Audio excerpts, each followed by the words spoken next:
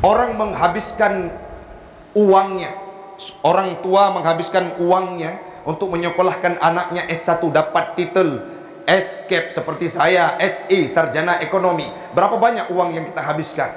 Selanjutnya kuliah di S2, dapat gelar magister, kuliah di S3, dapat gelar doktor. Berapa banyak uang yang dihabiskan? Adakah kita bayangkan sebuah titel dan predikat terbaik yang diberikan oleh Allah usai bulan Ramadan ini, tapi kita tidak mampu, tidak mau untuk menggapainya, yang mana tidak dianggarkan oleh Allah Subhanahu wa taala. Lebih baik daripada S1, S2 dan S3. Takwa itu adalah titel terbaik dalam kehidupan kita umat muslim. Tidak ada duanya. Lebih semangat dan antusias untuk mendapatkan titel takwa dibandingkan gelar doktor, profesor dan lainnya. Semoga kita semua akan termasuk dalam satu komunitas yang diberikan takwa oleh Allah usai bulan suci Ramadan.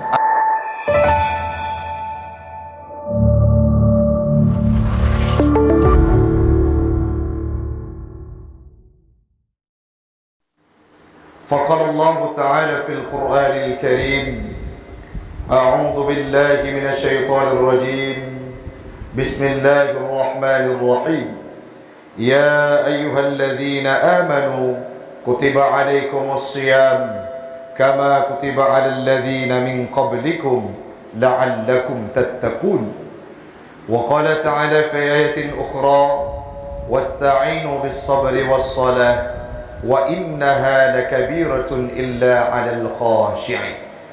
صدق الله العظيم وصدق النبي رسوله الكريم ونحن على ذلك من الشاهدين والشاكرين. إلهي أنت مقصودي ورضاك مطلوبي أعطني محبتك ومعرفتك.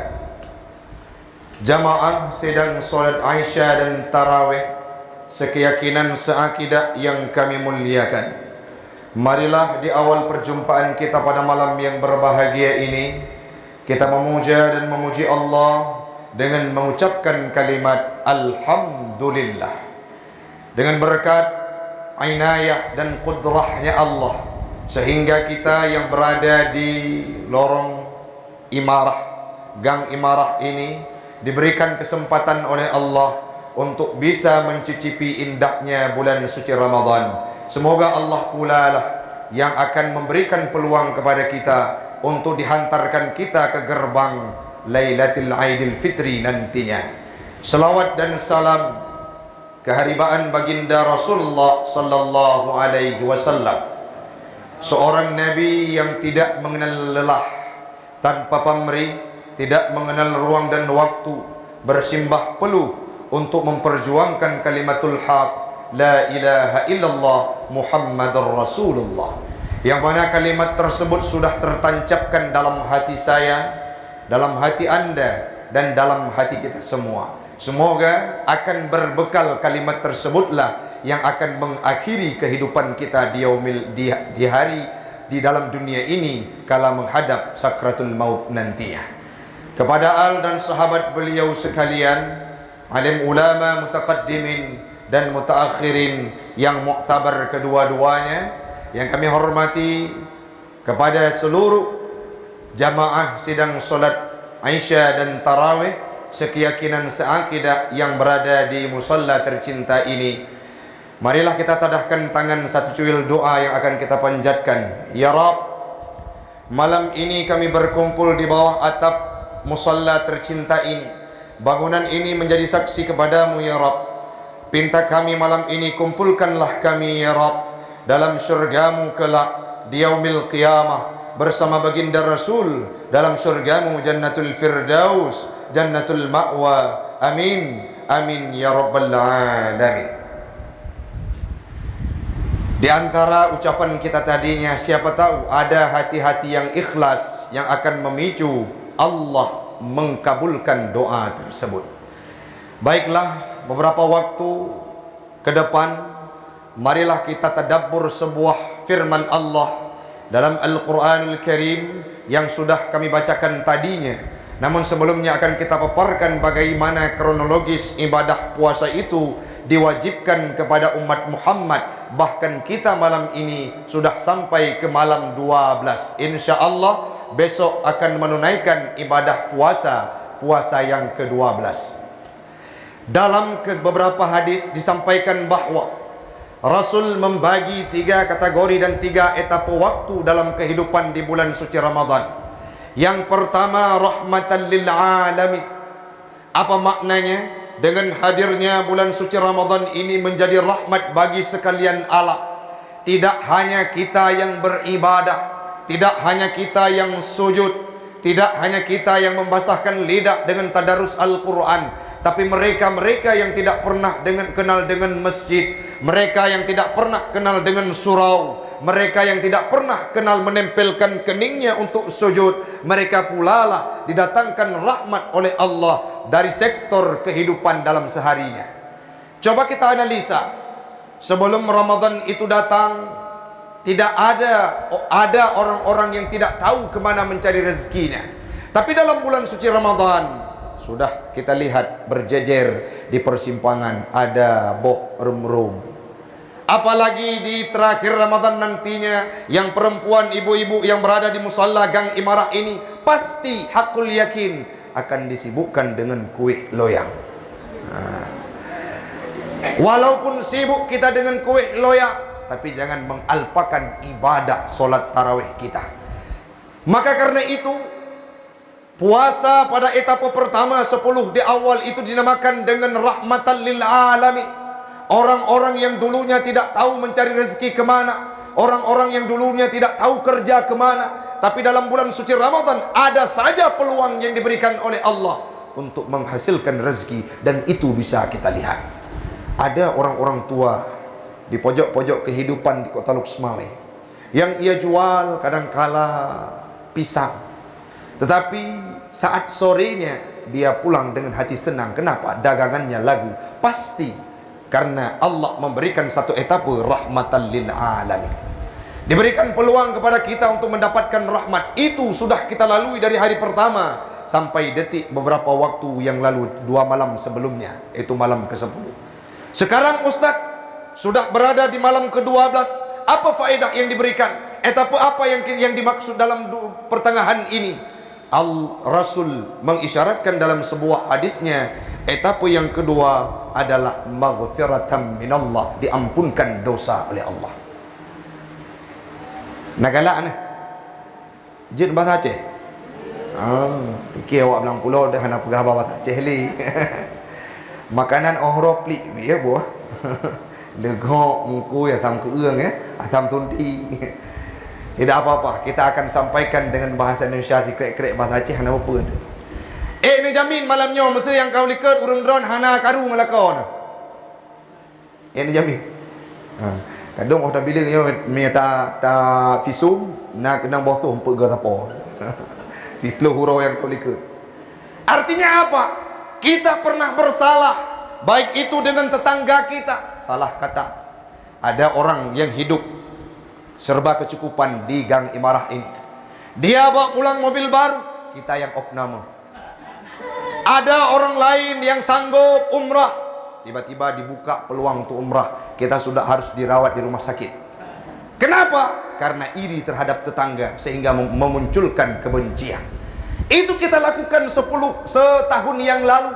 Sekarang sudah 12 Ramadan, belum bermaaf-maafan. Maka inilah peluang untuk diberikan oleh Allah maghfiratan minallah. Ngelakot kadang-kala tip uro lagi tom dengan injury pak. Hana pernah damai multiat. Engkau imam, Pak Imam kalau lewat rumah kita itu harus pakai helm walaupun beliau bawa kendaraannya sepeda. Kenapa? Karena takut bonyok kepalanya. Kaipo piring, kenang tengah baca-baca ayat saat beliau sedang jalan, sedang tadarus hafalan, tiba-tiba sudah masuk garpu dalam mulutnya. Kenapa? Karena di rumah kita berantem istri dengan suami, tidak berbaikan dalam bulan suci Ramadan. Inilah peluang yang diberikan oleh Allah pada etapa kedua ini, diampunkan dosa siapapun umat Muhammad yang beribadah dalam bulan suci Ramadan.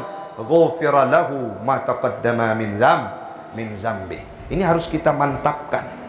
Mulai malam ini pulang. Yang belum nikah, nggak ada minta maaf sama calon istri. Ini ada ya yang masih single ya, belum nikah. Jangan kotori puasamu dengan hal-hal yang berbau maksiat, tapi penuhilah dengan hal-hal yang berbau ibadah. Jangan malam yang belum nikah. Tanya yang kali nikah karena anak pi jaga. Beong malam, halo beb, kali tahajud. Anak tanya. Ayang sudah tahajud, itu adalah pemicu untuk bukan menggugurkan kemaksiatan, tapi menambahkan dosa dalam kehidupan kita. Usai Ramadan kita tanya, "Mak, saya puasa dalam bulan suci Ramadan." Ustaz Taufik bilang, pada surah Al-Baqarah ayat terakhir, la'allakum tattaqun, pasti orang yang berpuasa itu dijadikan pribadi yang bertakwa. Kenapa, Mak? Ditanya oleh anak kita, saya tidak menjadi orang yang bertakwa. Bagaimana mau takwa kalau dalam bulan Ramadan asik menghabiskan paketnya, asik buat cerita-cerita yang tidak indah. Maka dalam bulan suci Ramadan ini, di etape yang kedua, persiapkan dirimu untuk meminta maaf, karena disinilah kita dapatkan maghfiratan minallah. Man sama Ramadana imanan wa ihtisaba ghufira lahu ma taqaddama min zambi. Siapapun, man itu kalau dalam kaidah nahwiyah, kami ngaji-ngaji di Dayak dulunya, siapapun, baik orang kecil, tua, renta, muda, yang dara, yang laki-laki, semuanya masuk.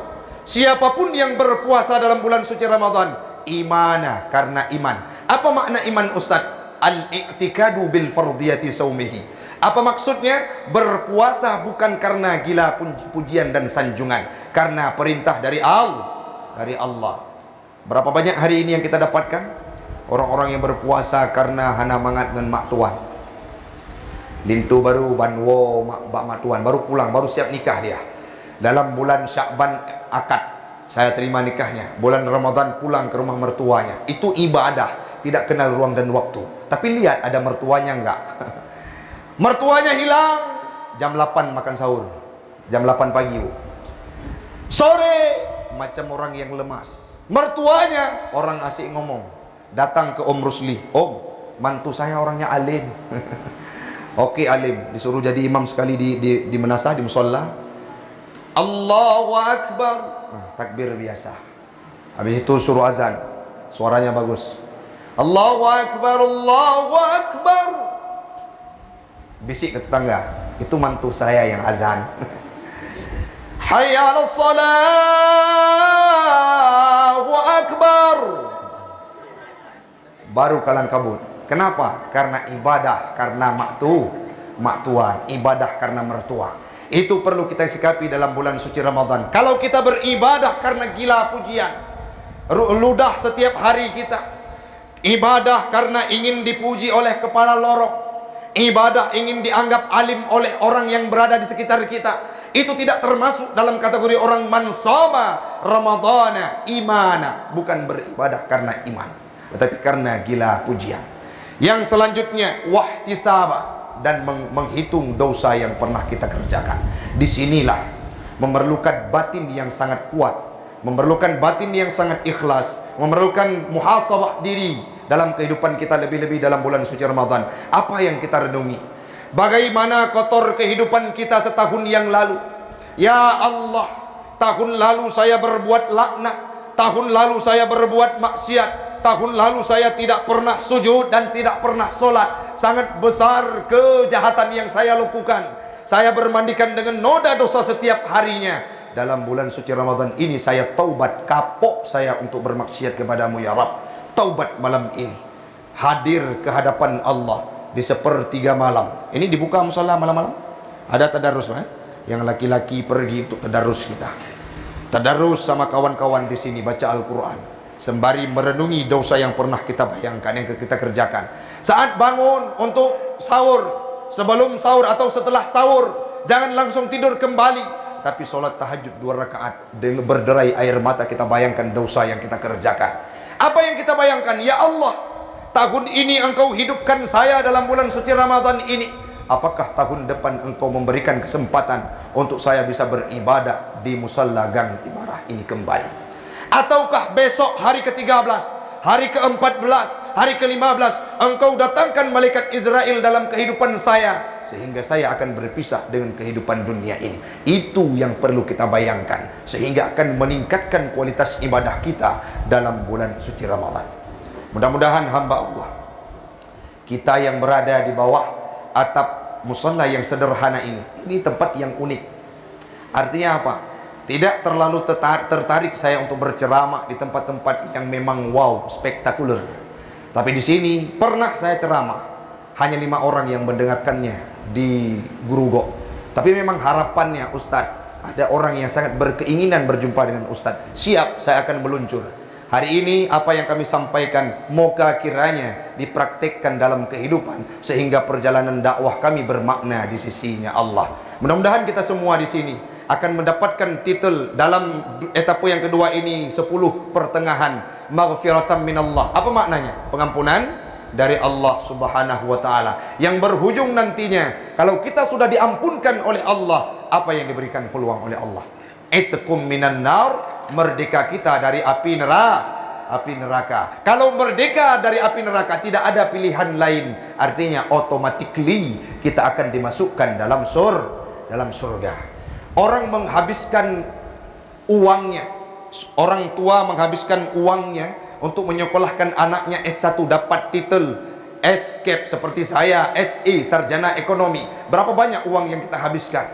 Selanjutnya kuliah di S2 dapat gelar magister, kuliah di S3 dapat gelar doktor. Berapa banyak uang yang dihabiskan? Adakah kita bayangkan sebuah titel dan predikat terbaik yang diberikan oleh Allah usai bulan Ramadan ini, tapi kita tidak mampu, tidak mau untuk menggapainya, yang mana tidak dianggarkan oleh Allah Subhanahu wa taala. Lebih baik daripada S1, S2 dan S3.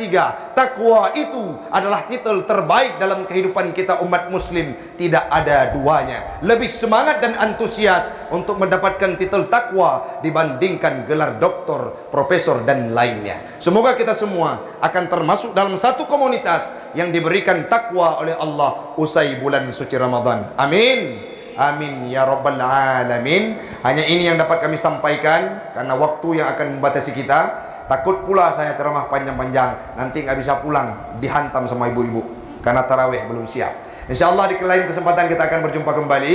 Hadanallahu wa yakum ajmain. Assalamualaikum warahmatullahi wabarakatuh.